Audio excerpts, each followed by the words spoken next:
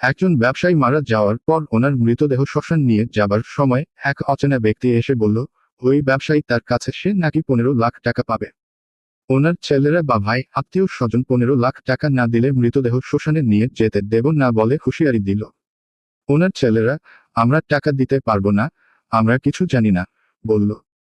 যদিও খুব ধনী ব্যক্তি তারা, ওনার ভাইয়েরা বলল, ছেলেরা দিচ্ছে না, তো আমরা কেন দেব?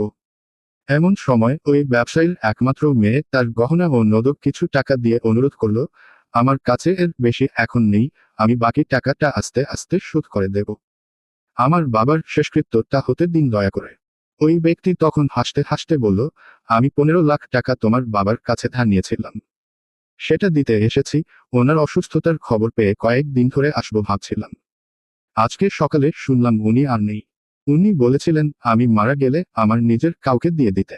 নিজের কে? এটা জানতেই একটু নাটক করলাম। দুঃখিত।